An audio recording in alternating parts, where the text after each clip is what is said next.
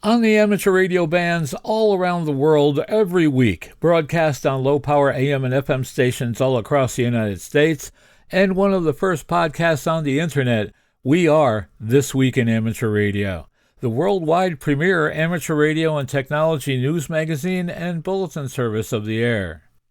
Here are the stories for release around the earth as we come to air with edition number 1415 of This Week in Amateur Radio. Radio clubs all around the earth will activate in April for the 2026 World Amateur Radio Day celebration. The ARRL announces changes in the Central Division leadership. The FCC sends a notice of unlicensed operation to an ISP in California. The Commission is poised to empower superfast broadband from orbit. Elecraft donates a complete amateur radio station to the League and W1AW. The Department of Defense will host this year's Armed Forces Day crossband test. ARRL is soliciting school contacts for 2027. AMSAT announces all of the events it is planning for the Dayton Hamvention. Amateurs in Norway have new amateur radio regulations. An amateur is charged with interference to emergency services by the FCC. And an amateur in Florida is experimenting and exploring the use of the 4 and 8 meter bands. We will tell you all about his ongoing research in this week's report. These headline stories will come to you in a moment, along with this week's special features. We'll visit with Bruce Page, KK5DO, and get an update from AMSAT and what's new with all of those amateur satellites in orbit. Australia's own Onel Ben Shop, VK6FLAB, and Foundations of Amateur Radio will attempt to answer the question, where is the spark gap? This is a fascinating look at the Grimeton SAQ alternator. Our own amateur radio historian, Bill Continelli, our previous historian, W2XOY, now a silent key, presents an encore presentation of one of his best of the ancient amateur archives, when he answers the question, what was Conelrad? We will stop by and visit with Bill Sawyers, AJ8B in the DX Corner with all the latest news on DXpeditions, DX, upcoming contests, and more. And we will have a look at this month's edition of the Volunteer Monitor Report. That's all straight ahead, as North America's premier amateur radio and technology news magazine and bulletin service, This Week in Amateur Radio, takes to the air right now. Reporting from our headquarters studio here just outside of Albany, New York, where spring has finally sprung. We were in the mid-70s this past week. I'm George, W2XBS. Reporting from our studio in beautiful Bradenton, Florida, I'm Mike Nicolich, K9DX Mike, encouraging you to participate in World Amateur Radio Day next weekend. And reporting from our news bureau this week in my home shack in Cortlandville, New York, where the birds are chirping, the sun is shining, and the grass is growing. I'm Chris Perrine, KB2FAF. And reporting from our news bureau just outside Rochester, New York, along the southern shore of Lake Ontario, this is George, Kilo Charlie 2, Oscar X-Ray Juliet. Reporting from our news bureau here in Wisconsin, where rumor has it Dayton Hamvention is just around the corner, which means two things. Wallets are about to get lighter, and every I'm just going to look is a bold-faced lie. I'm Marvin Turner, W0MET. Reporting from our news bureau in Salem, Ohio, this is Denny Haight, NZ8D. And reporting from our Trey New York News Bureau, where it's still raining, I'm Eric, Kilo Delta 2, Romeo, Juliet X-Ray. Hello, everyone. Before we get into this week's newscast, I'd like to tell everyone that This Week in Amateur Radio now has its own Discord server. That's right. A place online where we can discuss everything technology and amateur radio. So join us. Just go to Discord on your computer or download the Discord app on your portable device and search for TWIAR or This Week in Amateur Radio. We look forward to seeing you on the new This Week in Amateur Radio Discord server. Today's edition of This Week in Amateur Radio is 100% human. Our lead story this week is about the upcoming World Amateur Radio Day. World Amateur Radio Day 2026 is just a week away, April 18th, when radio amateurs and their national societies worldwide celebrate the founding of the International Amateur Radio Union, or IARU. John Ross, KD8IDJ, is here with all of the details. It was on this day in 1925 that the IARU was formed in Paris, France. Hiram Percy Maxim, co-founder of ARRL, served as the first president. Since its founding, ARRL has served as the IARU International Secretariat. Like last year, ARRL is encouraging radio clubs to use World Amateur Radio Day or any time during the month of April to host a ham radio open house. Unlike ARRL Field Day, a ham radio open house is designed to showcase your club station and promote amateur radio science and technology to the public. Already 24 stations have added their events to the Ham Radio Open House Station Locator. You can find that at www.arrl.org/open-house. Ham Radio Open House highlights the amateur radio service as a platform for developing and practicing modern radio communication techniques and technology, and as a hands-on pathway into science, technology, engineering, and mathematics, STEM fields for the next generation. Visit www.arrl.org/World Amateur Radio Day for ideas and activities to engage your community or school radio club in World Amateur Radio Day and Ham Radio Open House. I'm John Ross, KD8IDJ. Visit the League's Amateur Radio Day website page for ideas and activities to engage your community or school radio club in World Amateur Radio Day and Ham Radio Open House. Here are a few ways to participate in and promote World Amateur Radio Day. Operate a Get on the Air station.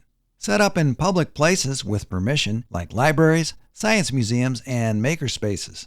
Include outdoor activities such as Parks on the Air activations, satellite operating, and fox hunts. Create and hold a special net or simply get on the air during World Amateur Radio Day from Saturday, April 18th, 2026 at midnight UTC to Sunday, April 19th, 2026 at midnight UTC. Get the word out. If you are an ARRL Public Information Coordinator, Public Information Officer, or responsible for club publicity, send a press release and conduct outreach to highlight the day and your events. Joshua Long, W9HT, is the new ARRL Central Division Director. Brent Walls, N9BA, has resigned as ARRL Central Division Director, citing professional and personal commitments. He served as director since 2025, and before that as vice director beginning in 2021. Serving in the capacity of division director has been a truly rewarding experience and the highlight of my amateur radio journey, said Walls in a message to the ARRL members in the division. Whether supporting emergency communications, fostering technical growth, or strengthening our community connections, the ARRL plays an important part, and I'm proud to have been a part of it. Consistent with ARRL's governing documents, Joshua Long, W9HT, of New Haven, Indiana, who has served as vice director since 2025, has assumed the office of Central Division Director, effective immediately. ARRL President Rick Roderick, K5UR, will appoint a successor as vice director for the remaining term, which expires in 2027. The Central Division includes Illinois, Indiana, and Wisconsin. ARRL is governed by an all-volunteer board of directors. Elections are held for 5 of the 15 ARRL divisions each year for terms of 3 years. You're listening to North America's premier amateur radio and technology news magazine of the air. We are This Week in Amateur Radio, distributed worldwide at twiar.net.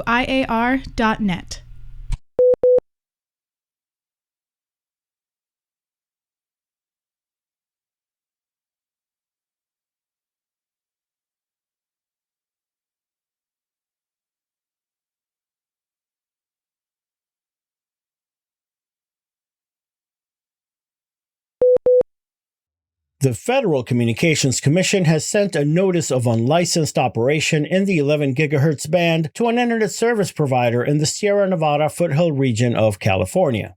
Conifer Communications is an ISP based in Groveland. The FCC said it was transmitting on 10.915 GHz for over a year after its license had expired. That part of the radio spectrum is allocated by the Commission for common carrier and fixed point-to-point microwave operations.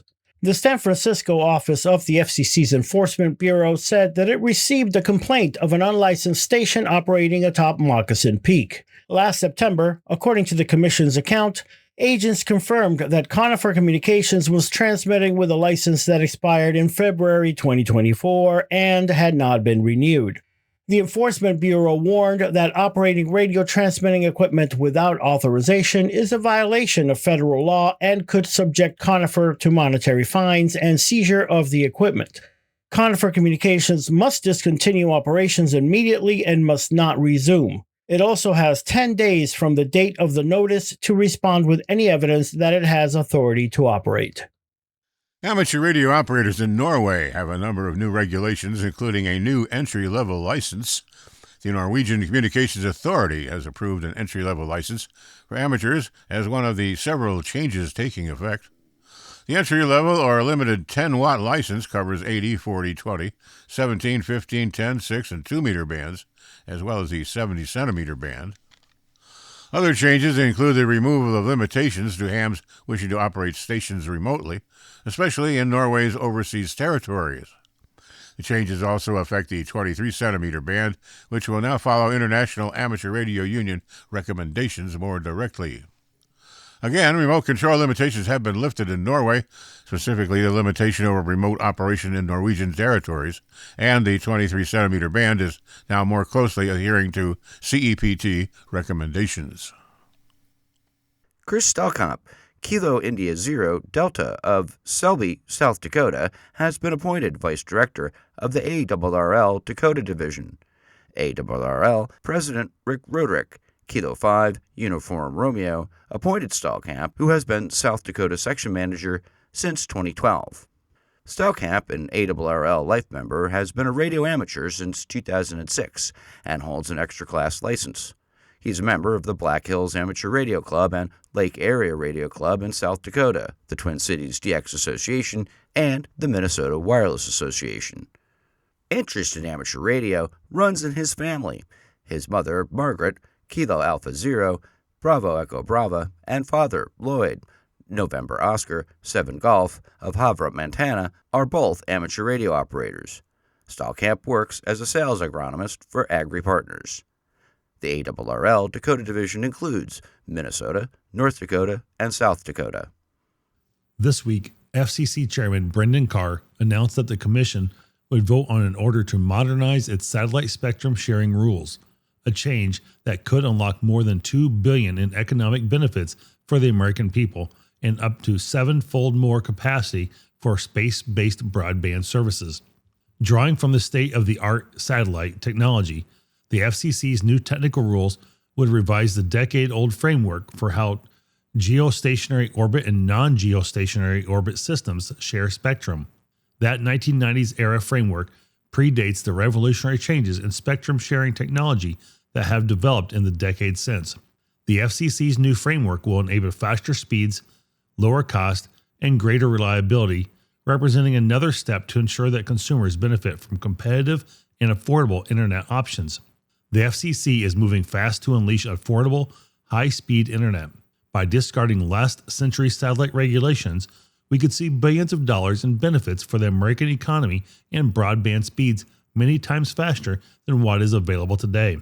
This overdue rethinking of space spectrum sharing rules will bring greater competition to the broadband marketplace and reduce the number of satellites needed to serve a given area. Our Build America agenda is unleashing America's space industry to deliver for consumers. The current decade-old regulatory regime has significantly limited the ability of operators to deliver high-speed, low-latency broadband services to consumers. Until now, non-geostationary orbit operators' power levels have been restricted by the limit developed in the late 1990s to protect geostationary orbit satellites. The public draft of the report and order will be available on the April Open Meetings webpage on the Commission's webpage. With the Artemis II mission, with 4 astronauts now on their way back, a team of ARRS and AMSAT volunteers are watching from afar. Specifically, our experts will use a multinational network of ground station receivers to capture the Orion's capsule's one-way S-band communications with mission control as a secondary means of tracking the spacecraft. While NASA's Space Communications and Navigation, or SCAN program, will depend on the Near Space and Deep Space Network for primary tracking of the Orion during its 10-day mission around the Moon and back, it has also selected 34 individuals and groups, including an ARRS and AMSAT consortium across 14 countries, to provide an independent source of tracking data using the radio waves generated by normal communications. The concept works. For Artemis 1, an uncrewed launch into low Earth orbit in 2022, 10 individuals successfully tracked Orion throughout its mission. Based on lessons learned from that experience, SCAN now has data standards that Artemis 2 passive trackers use when sending the data to NASA. Another lesson SCAN learned from Artemis 1 was that there is a lot of interest in passive tracking. SCAN in August 2025 issued an official request for information to government agencies, companies, amateur radio organizations, and enthusiasts to participate in Artemis 2 tracking. According to NASA, those chosen through the RFI will use 47 ground assets in 14 countries to help the agency better assess the broader aerospace community's tracking capabilities and identify ways to augment future Moon and Mars mission support. ARRS and AMSAT are teamed up under the auspices of the ARRX, Amateur Radio Exploration Ground Station Consortium. ARRX is a joint ARRS and AMSAT international effort to develop and operate amateur radio systems for deep space, starting at the Moon and later to Mars. The team will provide one-way Doppler tracking of the S-band signals from space, recording the data and delivering it to SCAN in the proper format. The ARRX Worldwide Consortium includes teams in the United States at the University of Southern California and Dayton, Ohio, the UK at Goonhilly, Germany, and Poland. Other ARRX team members who supported the Artemis 1 initiative are also participating separately. ARRS Operations team member Daryl Young is serving as the project manager for the Artemis 2 tracking project. An amateur radio operator is being called the source of radio interference that affected emergency service frequencies in one part of Pennsylvania last year, according to the Federal Communications Commission. The FCC's Enforcement Bureau has charged a ham radio operator in Allegheny County, Pennsylvania, with interfering with UHF frequencies used by 911 emergency services. The FCC identified the ham as David Knutson, KD3ASC. According to the agency, the Pittsburgh amateur was transmitting on 470.4375 MHz from a handheld transceiver last July, prompting a complaint from the county's emergency services that there was interference on its dispatch channel. Using direction finding, the borough's enforcement agents tracked the signal to Knutson's home, where, they said, he showed them a Baofeng BTEC UV Pro HT, which he surrendered to them. The handheld radio is capable of transmitting on VHF and UHF amateur radio bands, as well as private land mobile radio bands. The FCC said the radio had been programmed to monitor the EMS channel, and that the audio relay was enabled, permitting traffic from one channel to be transmitted on another. The FCC notice is dated March 25th. Knutson must respond to the Enforcement Bureau within 10 days of that date. ARRL, the National Association for Amateur Radio, has welcomed a new high-performance Elecraft station to Studio 3 at W1AW, the Hiram Percy Maxim Memorial Station, at its headquarters in Newington, Connecticut. Founded in 1998 and headquartered in Watsonville, California, Elecraft produces high-performance amateur radio equipment available both factory-assembled and as kits. Its product line spans ultra-portable to full-feature desktop stations and is widely used by operators ranging from parks-on-the-air activators to the expedition teams. Elecraft co-founder Eric Swartz, WA6HHQ, visited ARRL headquarters April 7, 2026, to formally present the station. ARRL staff, including CEO David Minster, NA2AA, were on hand to receive the equipment. The station includes the K4D transceiver with built-in Cat4 automatic antenna tuner, KPA 1500 plus watt solid-state amplifier, and companion accessories including the K-Pod control panel, KPAC 3 aux cable interface, MH4 hand microphone, and SP4 speakers. The K4 supports full remote operation, allowing control from another K4, a software application, or Elecraft's K4/0 remote panel. Its peer-to-peer architecture enables straightforward remote setup without reliance on a centralized server. We're pleased to support ARRL and W1AW with this station, said Swartz. W1AW is an important destination for radio amateurs, and we are glad members and other visitors will have the opportunity to get on the air using Elecraft gear. Through partnerships with manufacturers, W1AW offers operators the opportunity to get on the air using a wide range of modern stations under one of the most recognized call signs in amateur radio. During his visit, Swartz also met with ARRL Senior Lab Engineer Rick Ciervo, W1CIE, and Digital RF Engineer John McAuliffe, W1DRF. Swartz is a key member of the ARRL Clean Signal Initiative Working Group, which is developing technical standards to improve transmitter and amplifier signal purity. The ARRL Clean Signal Initiative is a program of the ARRL Technical Standards Committee. We're grateful to Eric and to Elecraft for their continued support of ARRL and the amateur radio service, said Minster. You are listening to North America's premier news and information service for the amateur radio hobbyist. We are This Week in Amateur Radio.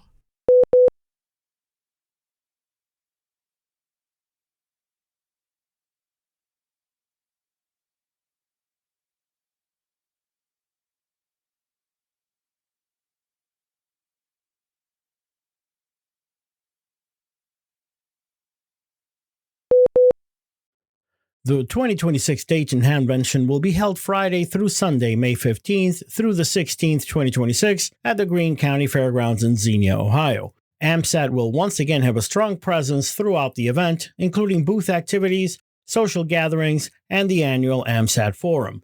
The 17th annual TAPR and AMSAT Banquet will be held Friday, May 15th at 1830 EDT at the Kohler Presidential Banquet Center, 4548 Presidential Way, Kettering, Ohio 45429, located approximately 20 minutes from the Greene County Fairgrounds.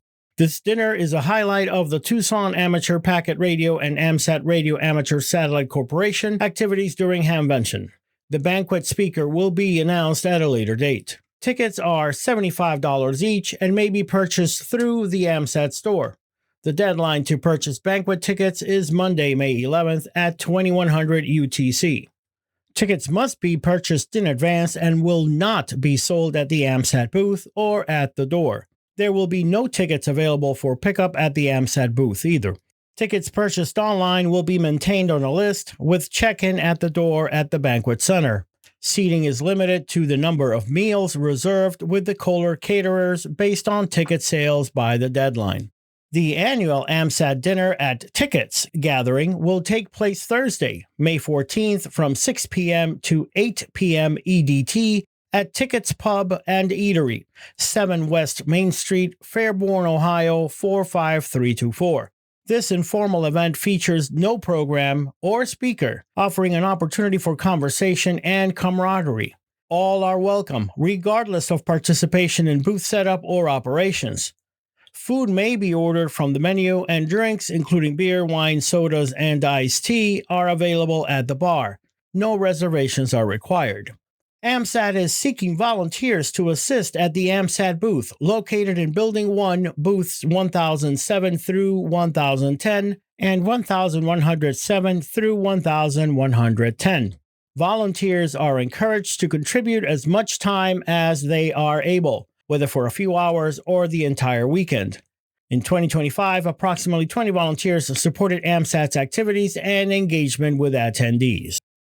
Those interested in volunteering or requesting additional information may contact Phil Smith, W1EME, AMSAT Hamvention Team Leader, via email at w1eme@astrocom.net. Volunteer participation plays an important role in supporting AMSAT's presence and outreach within the amateur radio community.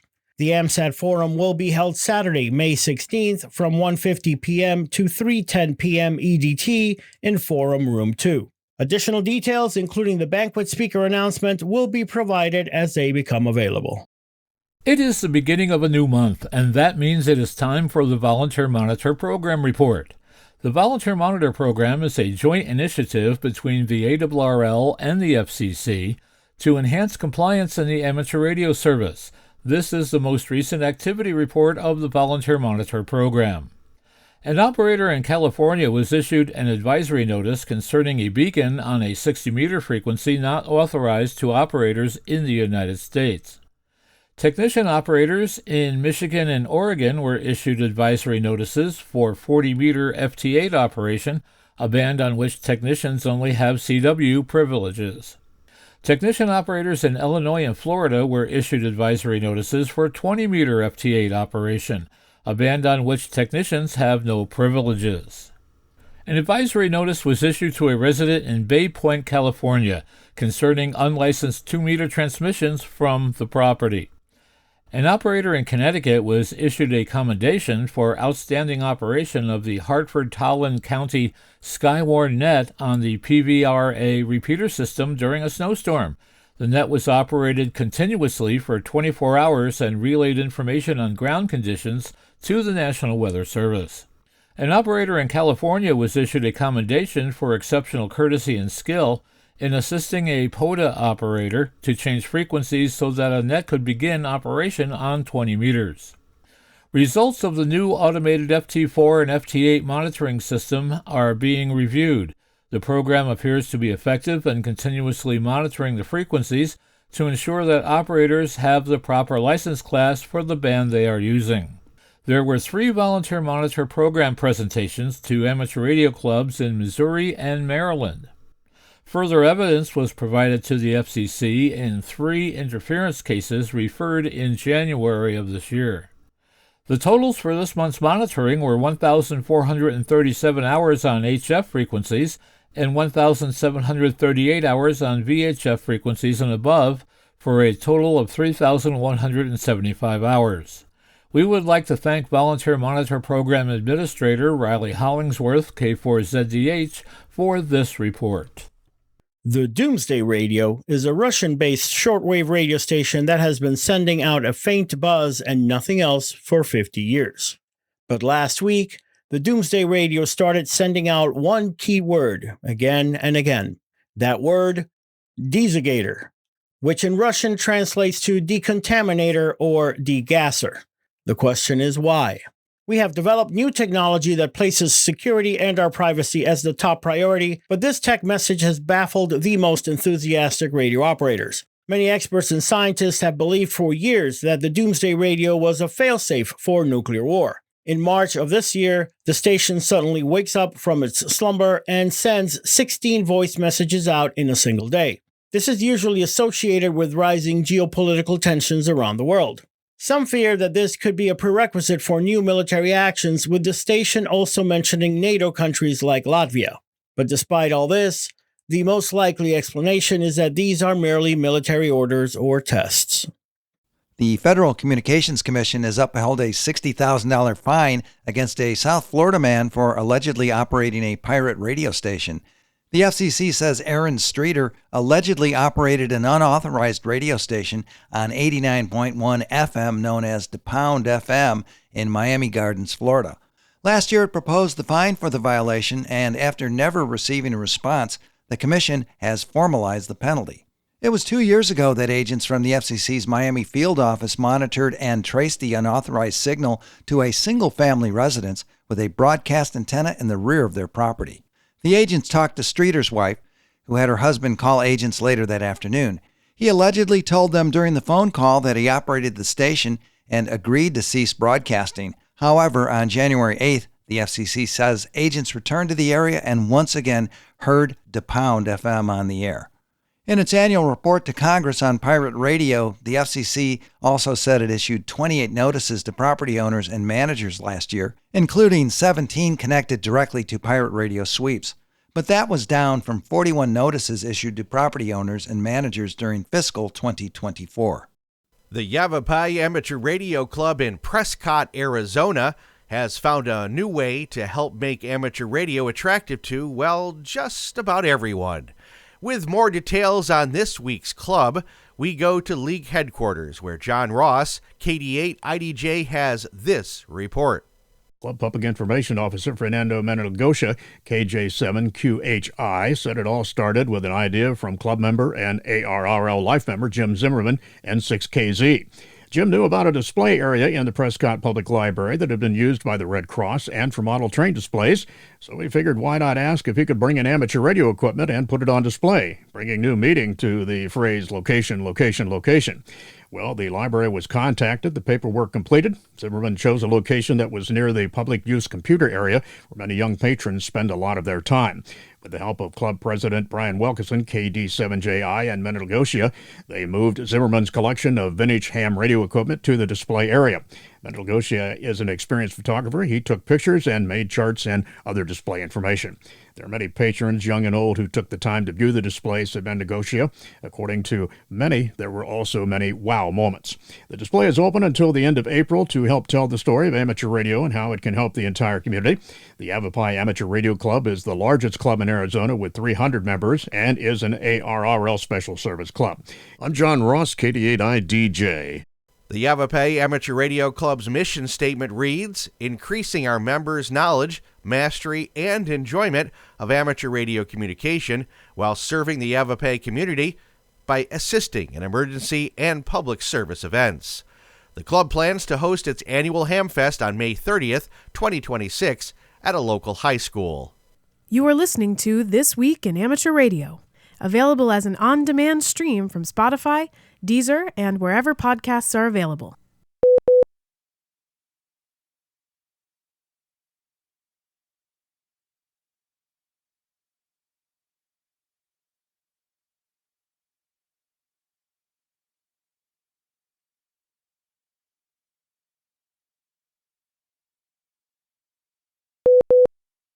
Hello and welcome to the DX Corner for your weekly dose of DX. I'm Bill, AJAB. Let's start with some information about a couple of upcoming DXpeditions. First, here's press release number 2 dated April 3rd, 2026 for the Tokelau Islands DXpedition. In January of 2026, we announced that members of the Perseverance DX Group and the Western Washington DX Club intended to activate Tokelau, Zulu Kilo 3. Planning for this project continues. On April 3rd, 2026, we had a meeting in Auckland, New Zealand with our Tokelauan sponsor. Additional project details were discussed at that time. We will be on the atoll for the last 2 weeks of November 2026. The exact dates will be announced after the Tokelau Transport Office finalizes their November boat schedule. The operating location has been selected and accommodations for the team were discussed. Also discussed were the details of a humanitarian project we're planning for that local school. There are formal government meetings planned for November. We elected to be there after these meetings conclude. The meetings are part of an ongoing recognition of 100 years of the Tokelau New Zealand relationship.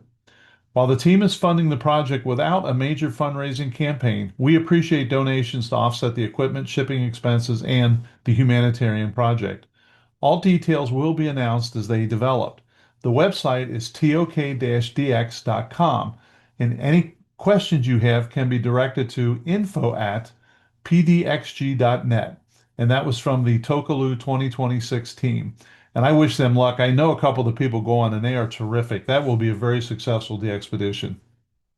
Well, another one coming up is the Democratic Republic of the Congo. The call sign will be 9 Tango 0 Mike Delta, the first time the prefix 9 Tango 0 has ever been used. The Mediterranean DX Club is pleased to announce the organization of a major amateur radio expedition to the Democratic Republic of the Congo from September 30th to October 11th of 26. This expedition will involve 14 international operators and will aim to activate amateur radio in one of the most sought-after countries in the world for amateur radio DXers. Great importance will be given to traditional operating modes, or the human modes as they're called, CW and sideband. This choice will allow radio amateurs from around the world to contact the expedition even without the use of automatic digital modes, keeping alive the spirit of radio and manual operation. The expeditions are one of the most complex and expensive projects in the amateur radio world, but they allow thousands of radio amateurs around the world to connect rare countries and keep their passion for radio alive. Any contribution, large or small, will be extremely important to the success of this DXpedition. Well, there's 2 that are coming up, and let me give you some update on one that just finished. This is an update on the Sierra 21 Whiskey Delta DXpedition to Bangladesh. The Sierra 21 Whiskey Delta DXpedition has successfully concluded operations from IOTA AS-140, with the team safely returning to Dhaka after completing its primary objective.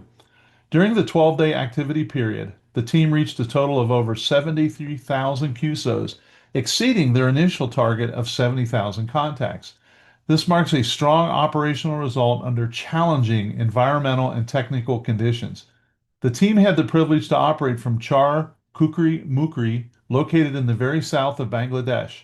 Reaching this remote location required extensive logistics, including approximately 18 hours of travel one way within the country, using a combination of speedboat, tuk-tuk, cargo tricycle, ferry, and moped.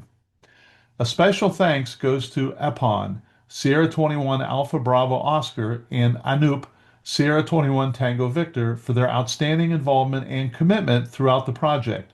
Their local support was essential for both preparation and execution.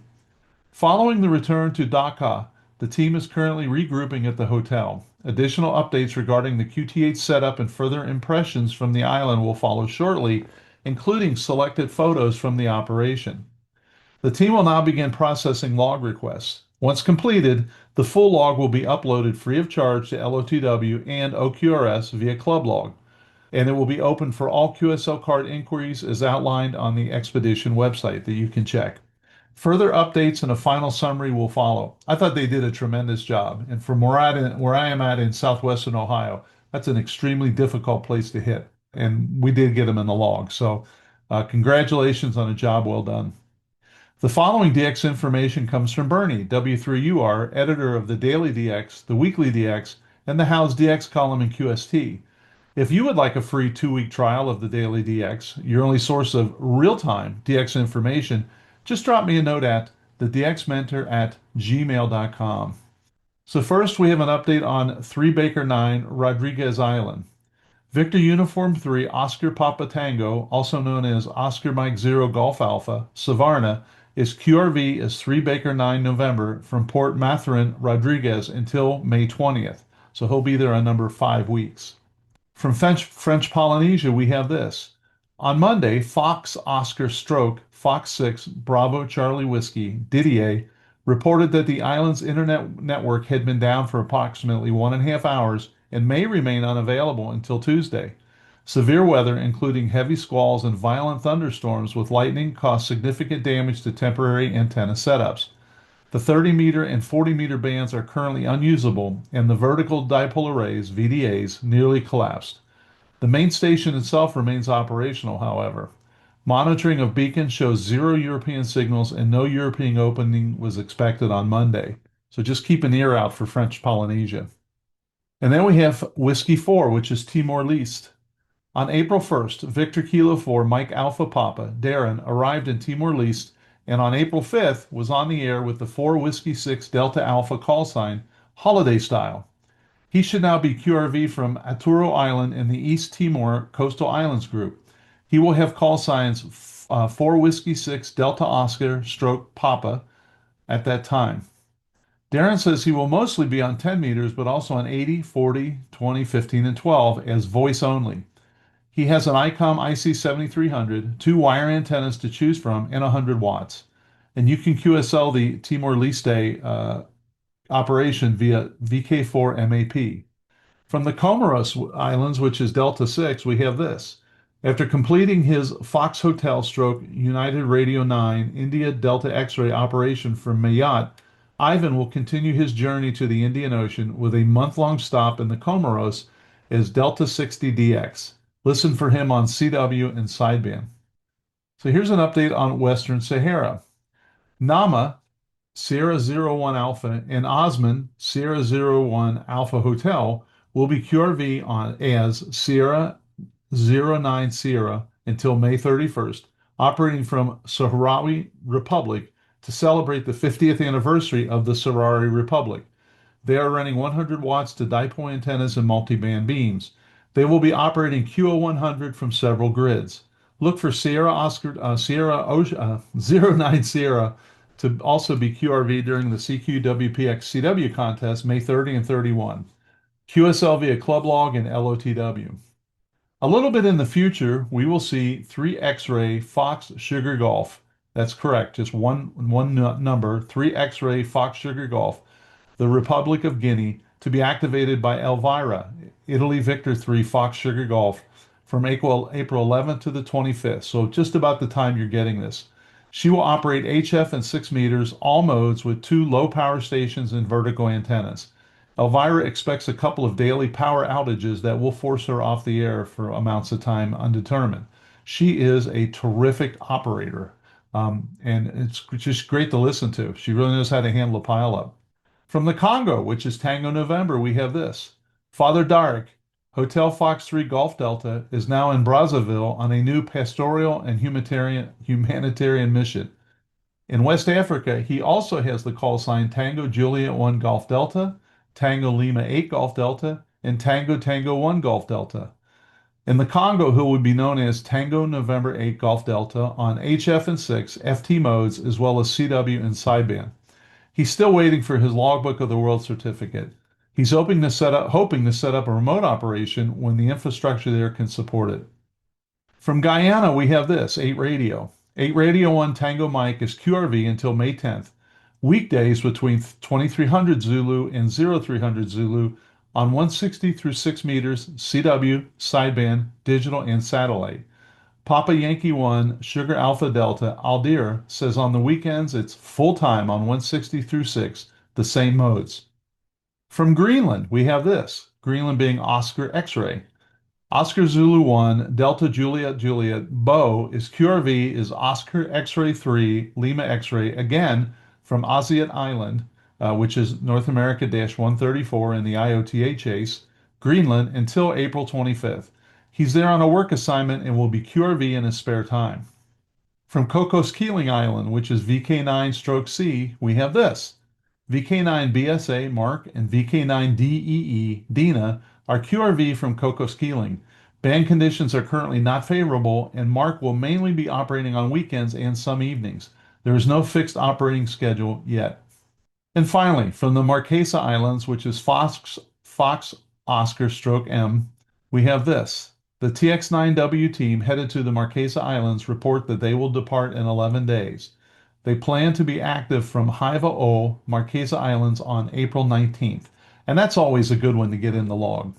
Well, this week, the DX Mentor YouTube episode will feature Charlie Echo 3 stroke N5NU and K0MD discussing POTA and DXing from Chile. Give it a watch and let me know what you think. We really had a blast recording it, and he's really a great guy. Until next week, this is Bill, AJ being saying 7-3, and thanks to my XYL Karen for her love and support. I hope to hear you in the pileups. Have a great DX week. You're listening to North America's premier amateur radio and technology news magazine of the air. We are This Week in Amateur Radio, distributed worldwide at twiar.net.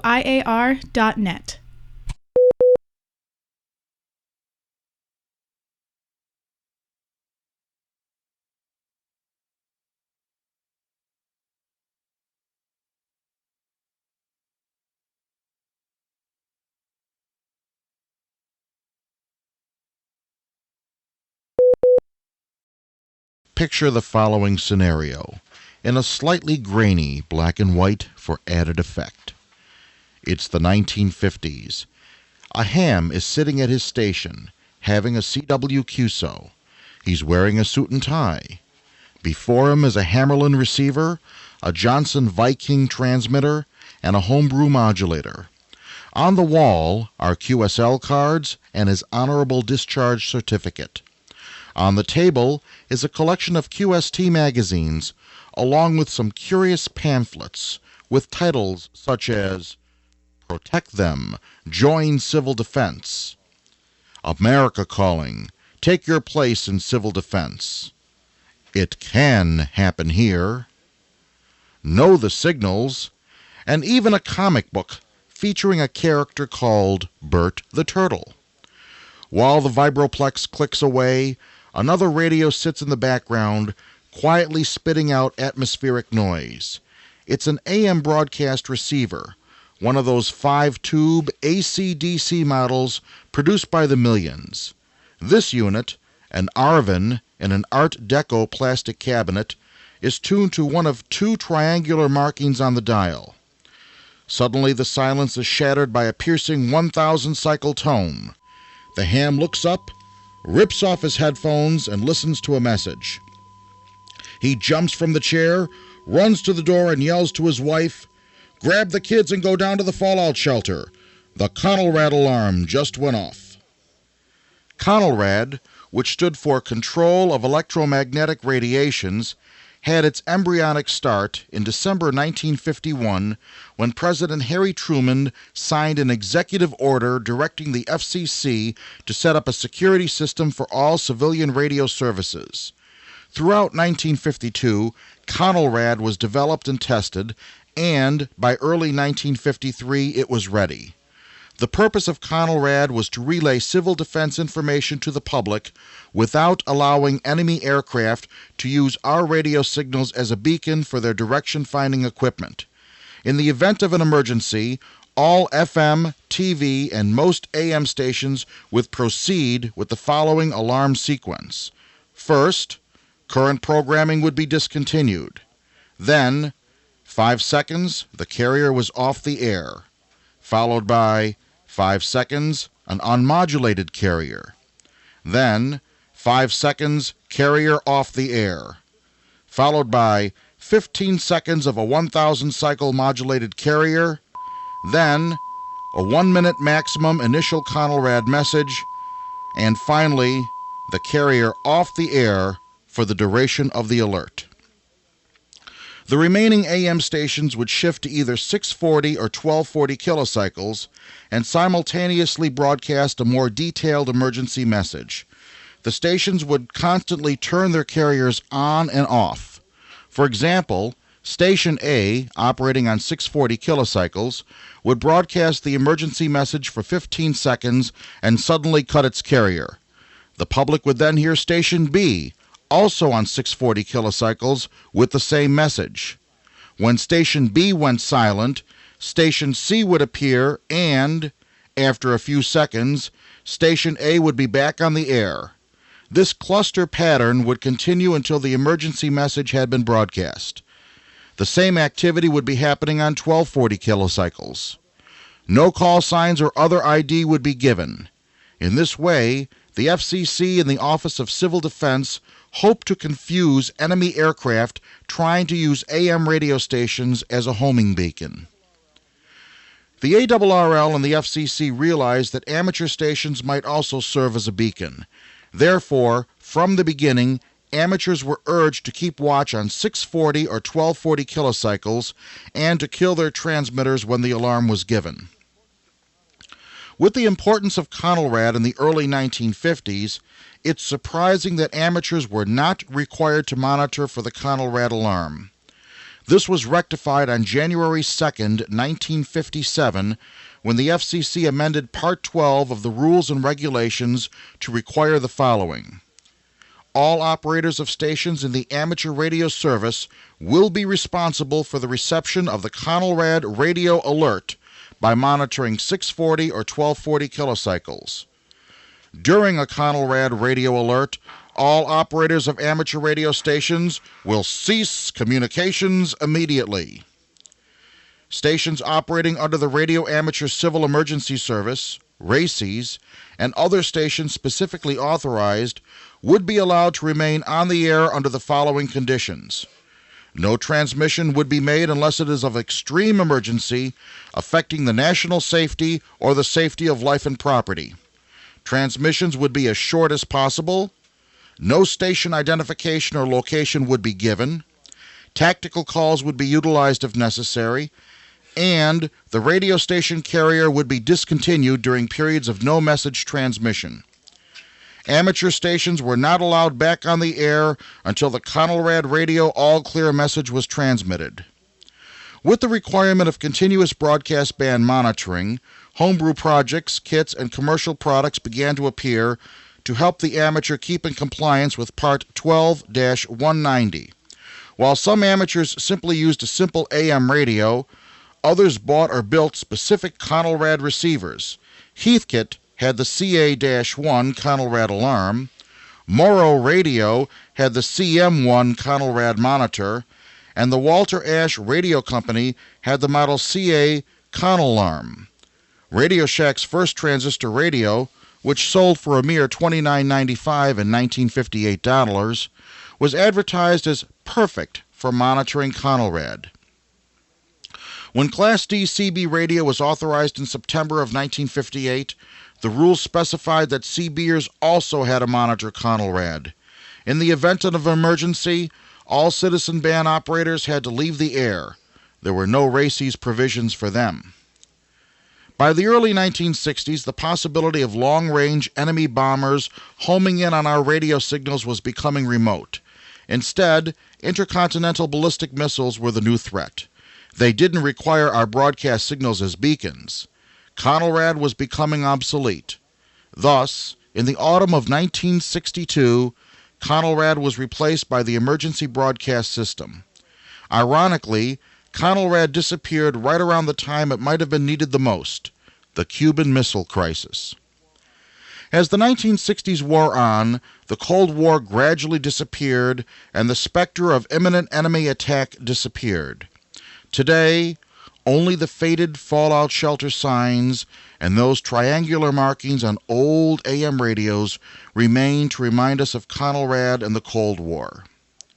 As I write this, I can hear a Springfield, Massachusetts station on 640 kilohertz, while a heterodyne of Class 4 stations commingles on 1240. And yet, what is that I hear faintly in the background? A 1000 cycle tone? This is Bill Continelli, W2XOY, for This Week in Amateur Radio. We pause for stations along the network to identify. We are This Week in Amateur Radio, available as a stream to your favorite digital device on Spotify, TuneIn.com, Overcast, iHeartMedia, and wherever you download your podcasts.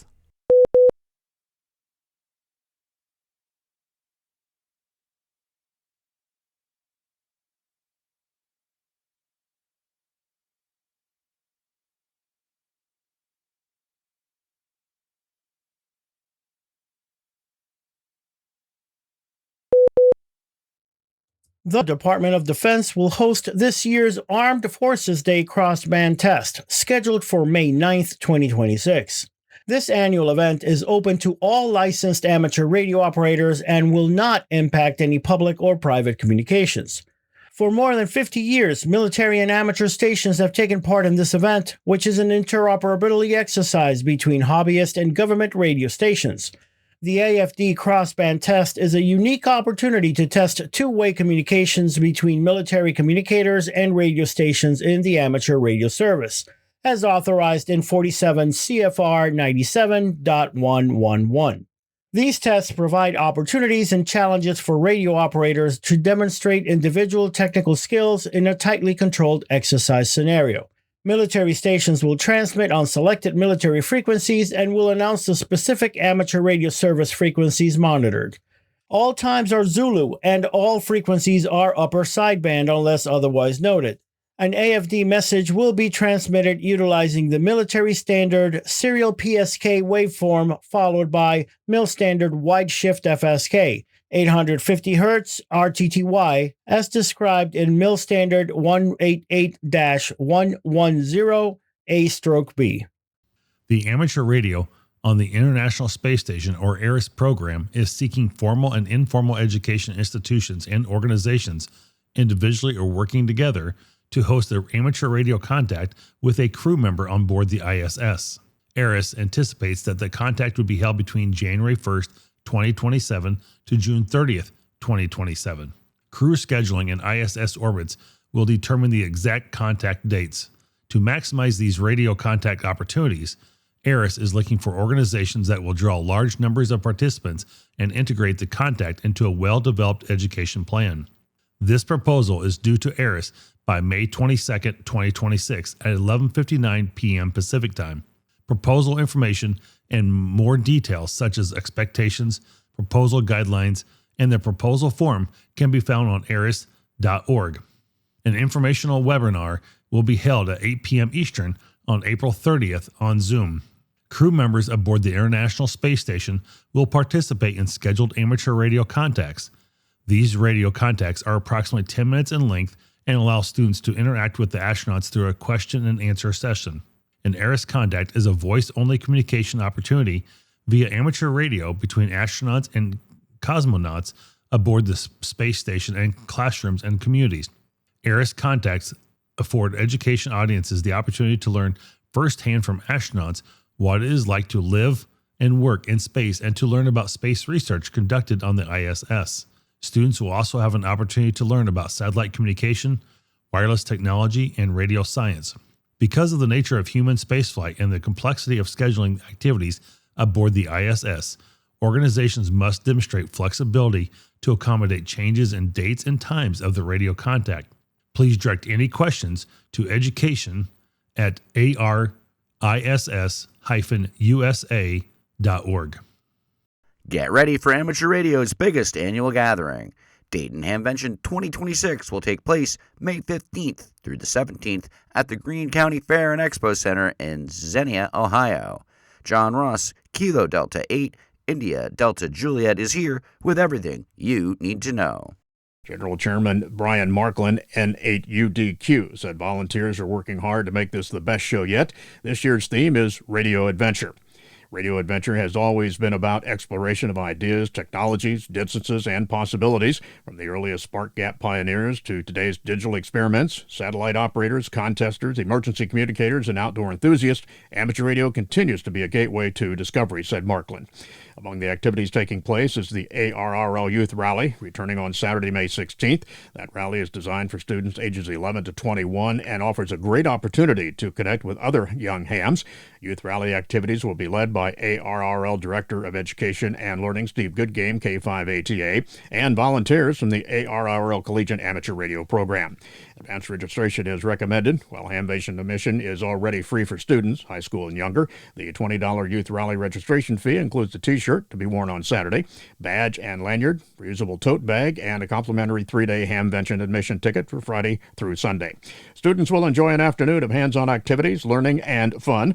Highlights will include satellite communications, a short sprint contest, a fox hunt, and a chance to make contact with a parachute mobile station. Attendees are encouraged to bring a 2-meter handheld radio if you have one.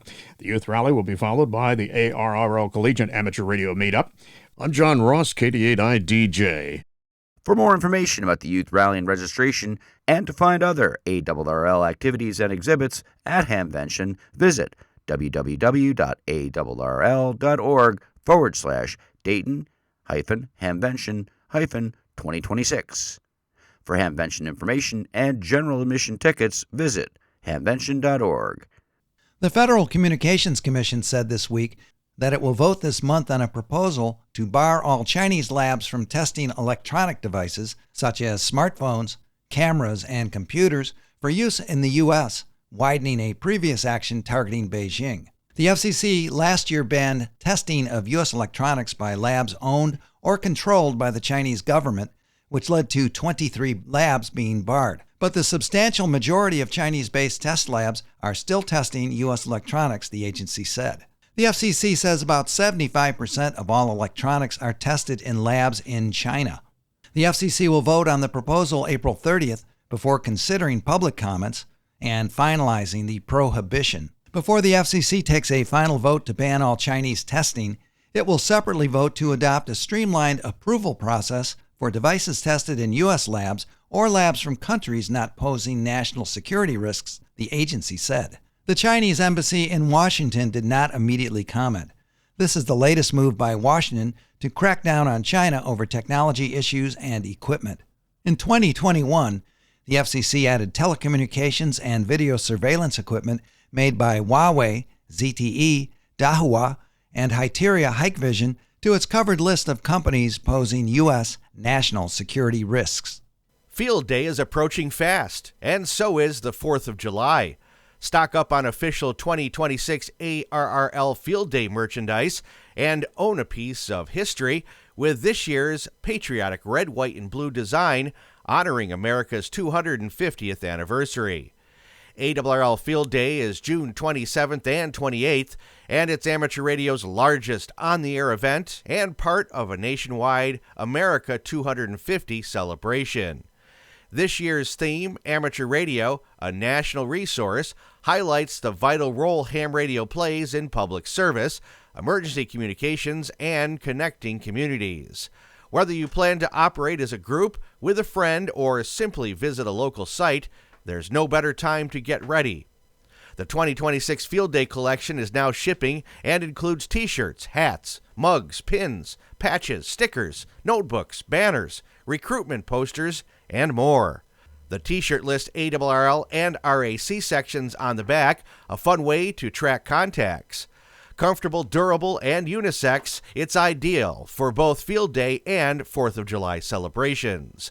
Be among the first to shop the collection at www.arrl.org/shop and celebrate Field Day in style.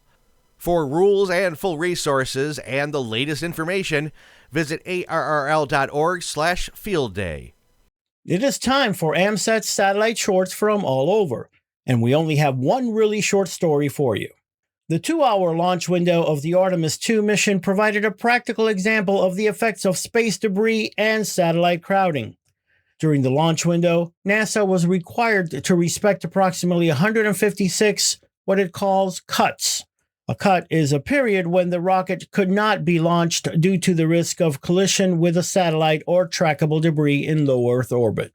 Each cut can last from 1 to 23 seconds. The NASA TV commentator noted that it wasn't many years earlier when the number of cuts for this type of mission was only in the 40s. We pause for stations along the network to identify. We are This Week in Amateur Radio, your amateur radio and technology news magazine of the air, available as a podcast on iTunes, Google Play, iHeartMedia, and Spotify.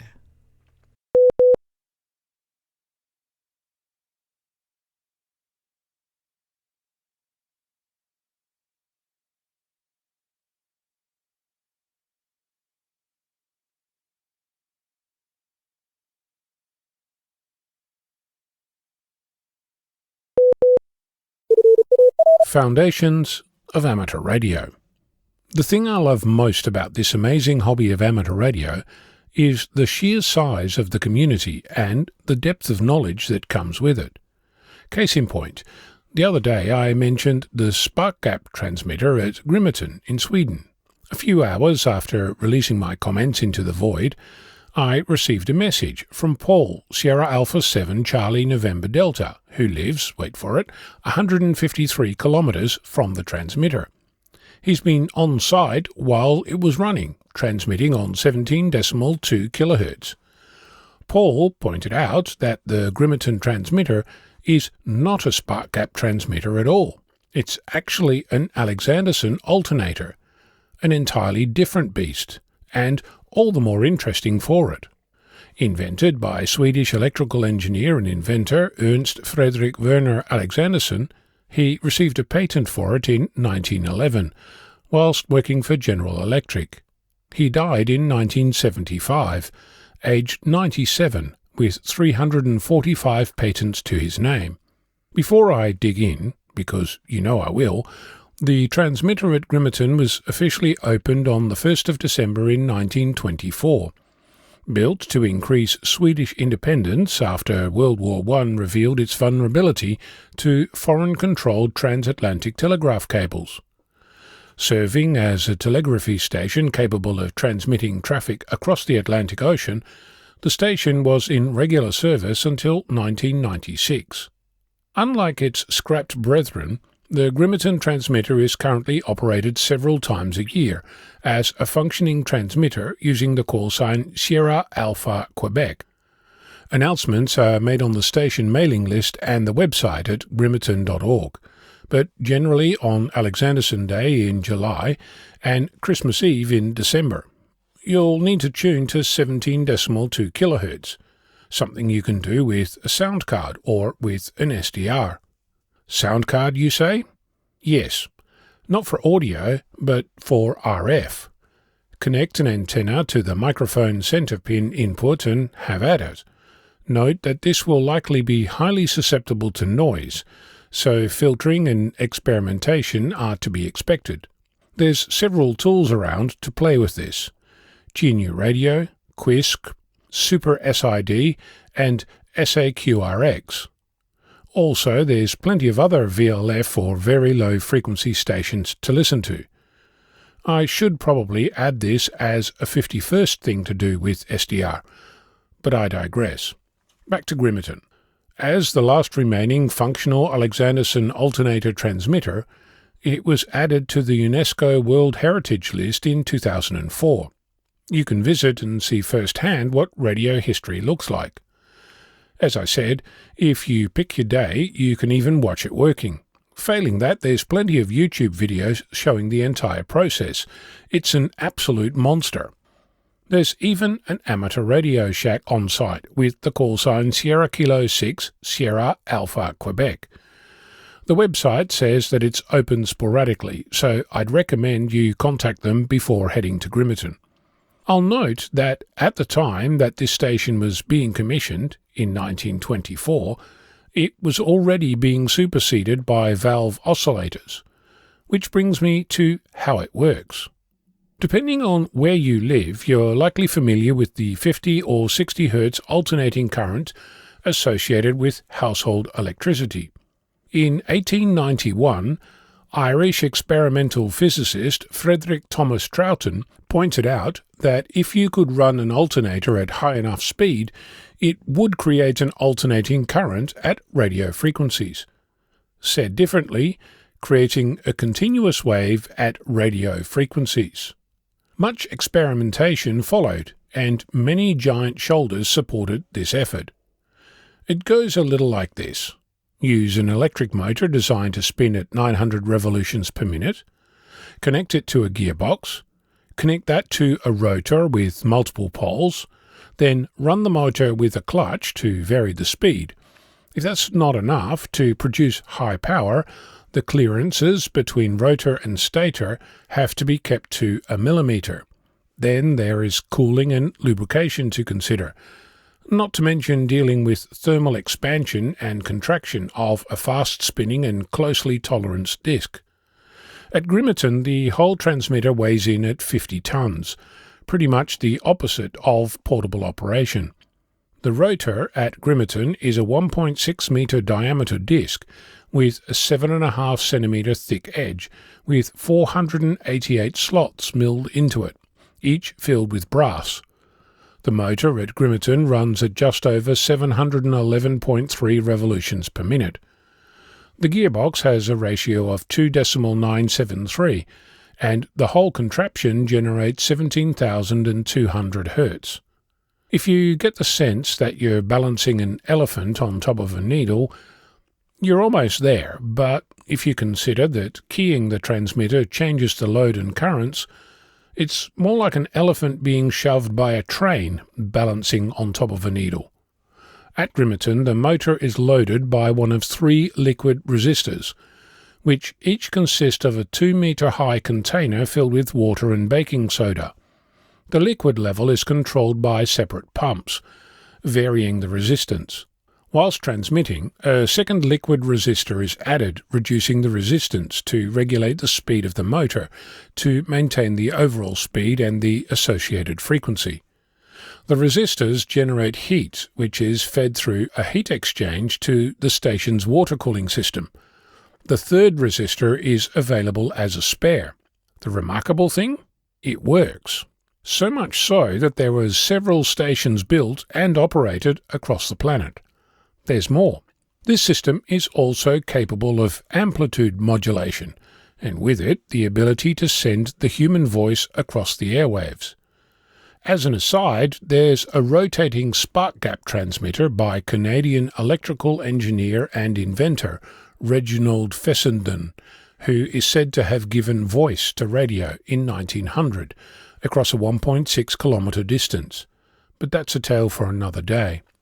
The frequency that Grimeton transmits on, 17.2 kHz, means a wavelength of nearly 17.5 kilometres. The antenna at Grimeton is only about 2 kilometres long. In other words, it's a compromise antenna.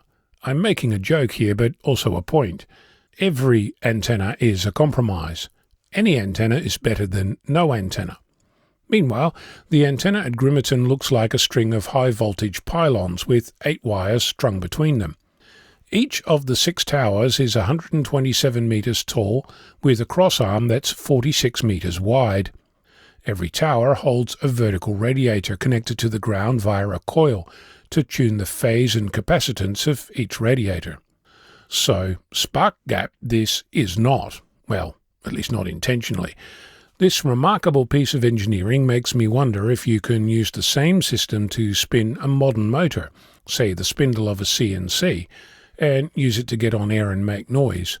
Now all I need is someone to talk to. I'm Ono, Victor Kilo 6, Foxtrot Lima Alpha Bravo. You are listening to This Week in Amateur Radio, available to download as a podcast from anywhere on the web podcasts are available.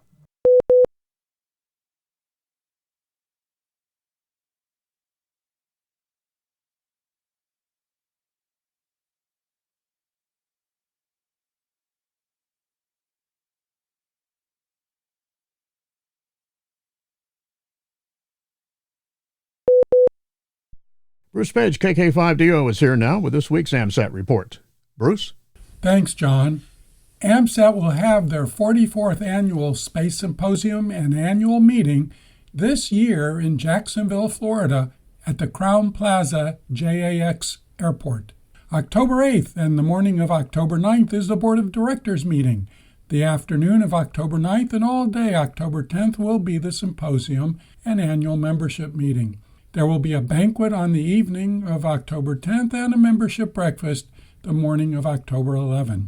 Rooms for the event will be $109 per night. Links for registration and room registration will be available shortly on amsat.org. The Students on the Air every first and third Tuesday of the month is doing quite well.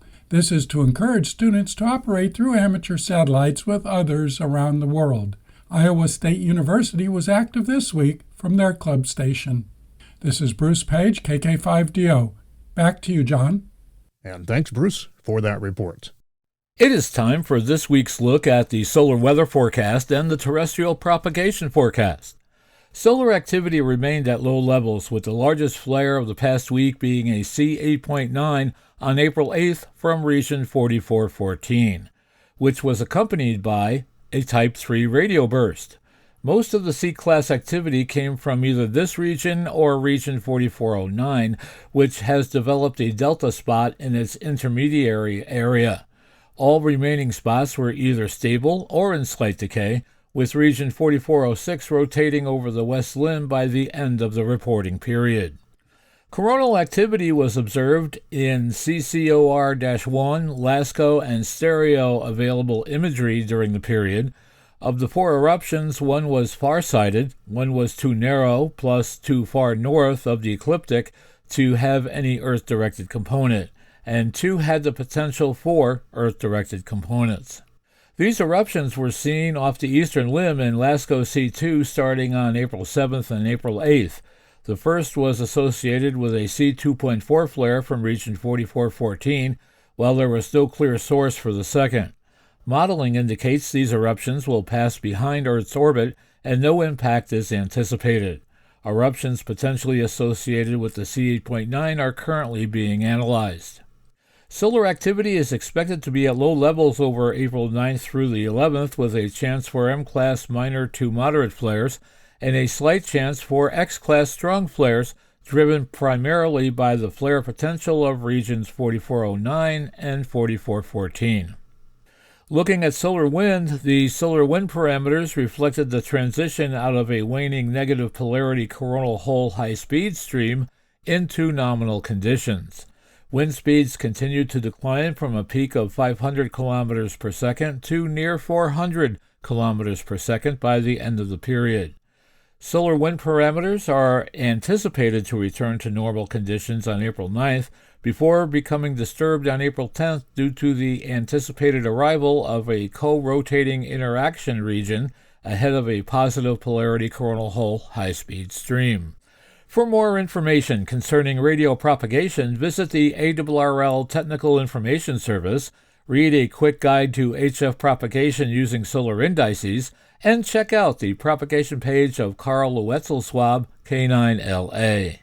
For customizable propagation charts, you can also visit the VOA CAP Online for Ham Radio website. Just ahead in Radio Sport this week, April 11th, the QRP ARCI Spring QSO Party, that's CW. April 11th through the 12th, the JIDX CW Contest, that's CW. And April 11th through the 12th, the DIG QSO Party, that is CW as well. And remember to visit the ARRL Contest calendar for more events and information in your area. Upcoming section, state, and division conventions, April 10th through the 11th, it's the Greene County Ham Fest hosting the ARRL Oklahoma Section Convention. That's in Claremore, Oklahoma. April 18th, the Delmarva Amateur Radio and Electronics Expo hosting the ARRL Delaware State Convention. That's in Georgetown, Delaware. And on May 3rd, the Warminster Amateur Radio Club Annual Ham Fest hosting the ARRL Eastern Pennsylvania Section Convention. That's in Bristol, Pennsylvania. And remember to search the ARRL Hamfest and Convention database to find more events in your area. The National Voice of America Museum of Broadcasting is welcoming Hamvention guests by offering extended hours from Thursday, May 14th through Sunday, May 17th. The museum and the Westchester Amateur Radio Association, which is headquartered there, will be sharing a wide variety of exhibits that include a disc jockey setup from a vintage radio station, vintage ham and shortwave equipment, and the Voice of America's first transmitter dating from 1942. The club's ham radio station, Whiskey Charlie 8, Victor Oscar Alpha, will be sharing access to its shack, so come with your license and be prepared to get on the air. Admission is $10 at the door. For each day's extended hours and for directions on how to find the museum from Xenia, visit the website voamuseum.org or Whiskey Charlie 8, Victor Oscar Alpha.org. The independent nonprofit museum in Westchester, Ohio, is not affiliated with the U.S. government's Voice of America service. Rita Bauer-Wright, KC9 CDL, taught math and science for 38 years at District 111 in Burbank, Illinois, USA, where she always encouraged her students to reach for the stars. Rita wrote educational materials for NASA, so in 1988, she challenged her students to come up with a name for the next space shuttle. Her students' projects also included solar-powered cars, robot prototypes for Mars exploration. But it was on December 21, 2000, that Rita led 14 elementary school students to make the first school contact by ham radio with the International Space Station. It took years to coordinate through the ARRL application and ARRL education proposal process. Leading up to that set date, the suburban Chicago school was covered with space-themed projects made by the kids in all classrooms from kindergarten to 8th grade. The first attempt was set for December 19th with Charles Sufana, AJ9N, assisting with the contact with Commander William Shepard, KD-5 GSL, aboard the ISS. That didn't go as planned. A successful retry came 2 days later. Rita wrote in her post-contact report that at 2028 UTC, Bill Shepard and the ISS came up over the horizon for what turned out to be a near-direct overhead pass. Charlie and his team made a connection within seconds and continued up to 2039 UTC. All 14 students chosen to ask questions got their chance. Chicago area students were greeted by their teachers in the morning and by the afternoon are welcomed aboard the ISS. Rita is survived by her loving OM of 68 years, Billy KC9 HRM, and a member of the Chicago Area Stars Radio Club. Thanks to the President Dennis Calderon, KC9 DSP, for helping Rita keep her license active in recent years and for sharing her legacy. Rita Wright became a silent key on March 8, 2026. Meanwhile, Carlos Almanon, LU7 DSY, enjoyed a long and busy career on both the professional and amateur side of radio. Over the years, he became a well-known as a TV and radio journalist for a number of media outlets in Argentina. A former sports journalist, he later moved on to covering news and had served as a war correspondent on the Falklands. Across oceans and continents, the radio amateur became known as a successful DXer and a DXpeditioner. He was a member of the DXCC Honor Roll. Locally, Carlos' talents were put to good use during the annual American Lighthouse Weekend, organized each February by members of the Radio Club Grupo DX Bahia Blanca, which he founded. Carlos became a silent key on the 21st of March. He was 79. As the nation prepares to celebrate National Train Day on Saturday, May 9th, 2026, the Fort Myers Amateur Radio Club is gearing up for a high-tech and high-heritage celebration at the Railroad Museum of South Florida.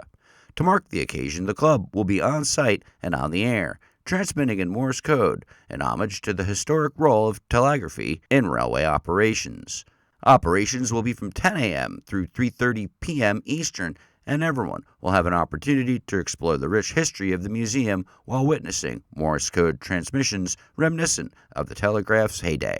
Licensed operators will also demonstrate modern voice and digital communications options. The event also serves as a tribute to the innovators who made rail travel safe and efficient and commemorates the driving of the Golden Spike at Promontory Summit, Utah on May 10, 1869, which marked the completion of the first transcontinental railroad in the U.S. The Fort Myers Amateur Radio Club is an ARRL affiliated club. You are listening to North America's premier news and information service for the amateur radio hobbyist. We are This Week in Amateur Radio.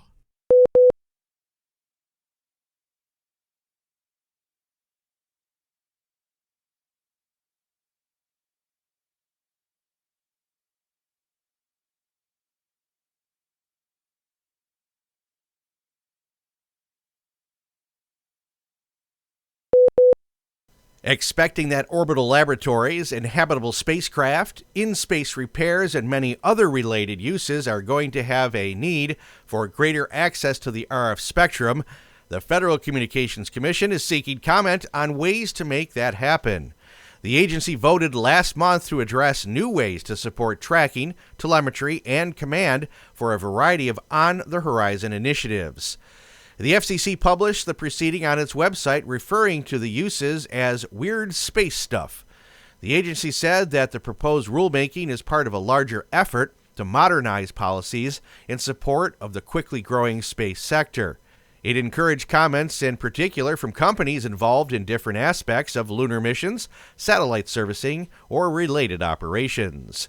One of the potential frequency ranges referenced in the notice of proposed rulemaking is frequency range 2305 MHz to 2315 MHz, which overlaps part of the amateur radio allocation on 13 centimeters. The proposal is docket number 26-54. A mobile phone network created to provide public safety agencies around the United States with reliable emergency communications is poised for service upgrades after reaching an agreement with the federal government and the network's private sector partner, AT&T. Under the deal, AT&T, which built and maintains the network known as FirstNet, will cover the cost of $1 billion worth of the network's improvements. At the same time, AT&T will reduce its bill to the federal government by another $1 billion for its continued support to FirstNet. The government selected AT&T to build the network in 2017 when the service was first known as the Nationwide Public Safety Broadband Network. Its creation was driven by the breakdown in emergency communications for public safety agencies and first responders in the aftermath of the terror attacks of September 11, 2001. In Pennsylvania, an important net has been connecting with others in the region, having a near vertical incident skywave antenna. Using the properties of the near vertical incident skywave antenna to their best advantage, members of the Red Cross of the Southeast Pennsylvania have been running a successful monthly net enabling other INCOM stations, municipal emergency centers, and interested operators to check in. The calls come from as close as the immediate region and from as far away as northern New Jersey, Delaware, and the greater New York area. The net is, in fact, all about the check-ins. Participants ask for call sign, name, location, and an accurate signal report. According to Cliff Hotchkiss, KC3 PGT, the regional lead for the American Red Cross Disaster Services Training in Southeast Pennsylvania, these important records have been logged on the NVIS net since its startup almost a year and a half ago. Using the Southeast Pennsylvania Red Cross call sign, WA3ARC, the net operates from its communications trailer and welcomes anyone who wants to check in. Cliff said that when we started it for a dual purpose, first, we need to exercise and practice setting up our NVIS antenna, and operating from our communications trailer. Second, we wanted to establish a frequency range and protocol to communicate with our neighboring Red Cross regions in case of widespread communication outage. Like so many other NVIS nets around the country, this net relies on the antenna's ability to establish connections with local and regional stations and has a maximum range of about 400 miles. Cliff said that it is useful for emergency communications on HF because unlike UHF and VHF nets, it does not rely on repeaters. This net takes place on the third Thursday of every month, which this month will be April 16th. Calls for check-ins begin about 10 a.m. Eastern Time on 40 meters on or below 7.235 megahertz. A pair of cosmonauts, each in their own time, brought value to the realm of space exploration for their country. Alexandra Volkov, Uniform 4, Mike India Romeo, now retired, is a veteran of 3 launches, who later served as commander of the cosmonaut detachment at the Yuri Gagarin Cosmonaut Training Center.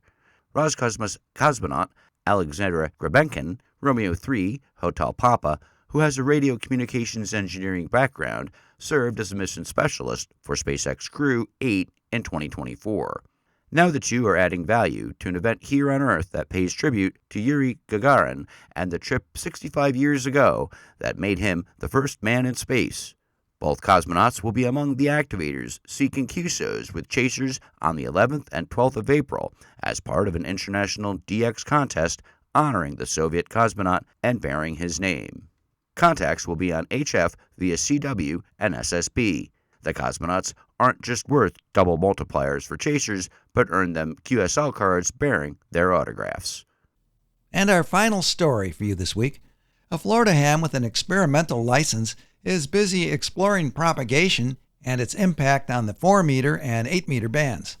In the hope of gaining insights into seasonal propagation trends, sporadic E, trans-equatorial propagation, and low-band VHF path behavior, the experimental station, WQ2XDM, has been conducting experiments using the digital weak signal modes Whisper and FT8 on the 4-meter and 8-meter bands. The license was granted to John K9JMS, who is asking fellow hams to monitor reception and send him reports for data collection. He recommends using PSK Reporter and station logs and screenshots to record time, signal-to-noise ratio, grid, and frequency details while monitoring FT8 on 40.680 MHz. The station's website says John will publish a final white paper and open dataset. The location in Florida is key to the experimental activity because of the region's recurring tropospheric ducting in the Gulf and Atlantic region. Florida's low latitude makes it especially suitable for capturing trans-equatorial propagation and equatorial ionospheric phenomena. According to the station's page on QRZ.com, the project is aimed at strengthening the case for more interest and access to 8 meters. Unlike hams in a number of other countries such as Ireland, Slovenia, and South Africa, licensed amateurs in the U.S. do not have access to either the 8-meter or 4-meter bands. Signal reports or queries can be sent to John at the email address wq2xdm.effell@gmail.com. This Week in Amateur Radio is holding open auditions for news anchors for the weekly national worldwide amateur radio news service. If you have a good radio voice and can reliably read provided news copy, we are looking for you. This, of course, is an all-volunteer position. An amateur radio license is not required. You must have a high-quality microphone, headset mics are not used, and be familiar with audio editing software to record and edit your finished news stories before uploading. If you would like to try out for a weekly or bi-weekly anchor position with North America's premier amateur radio news on air and podcast, please send an email to our producer, George, W2XBS. You can include a sample MP3 of yourself reading news copy sent as an attachment to W2XBS77@gmail.com. That's whiskey, the number 2, X-ray Bravo Sierra 77@gmail.com. Be sure and use Anchor Audition in the subject line. Please include your phone number and a good window of time for a callback to discuss your submission and our operating logistics to see if This Week in Amateur Radio is a good fit for you. We hope to hear from you soon. Many of the news and information items heard in this edition of This Week in Amateur Radio have been provided by the American Radio Relay League, the ARRL Audio News Service, and the ARRL Letter, AMSAT, the Radio Amateurs of Canada, the Shortwave Listening Post, the Federal Communications Commission, the Radio Society of Great Britain, and Ofcom, the South African Radio League, the International Amateur Radio Union, the Wireless Institute of Australia and the Australian Communications and Media Authority, the New Zealand Association of Radio Transmitters, the Amateur Radio Newsline, the Rain Hamcast, Eric Guth, 4Z1UG and QSO Today, QRZ.com, the International Telecommunications Union, the 425DX News, Parks on the Air, and the Soda Reflector, and various news sources on the Internet. This Week in Amateur Radio is heard on nets and repeater systems all around the U.S. and around the world on great operations like WA0RCR from the center of the U.S., Wentzville, Missouri, where This Week in Amateur Radio is proud to be part of the legendary Gateway 160-meter net report each weekend. With special thanks to all our weekly news sources and to you, our listeners, that wraps up this edition of This Week in Amateur Radio. If you would like to write to us, you can find everything you need, including archive editions of the news service, at our website at twiar.net. And now, for all of us at This Week in Amateur Radio headquarters and all our news team around the world, this is Will Rogers, K5WLR in Fayetteville, Arkansas, wishing you 73.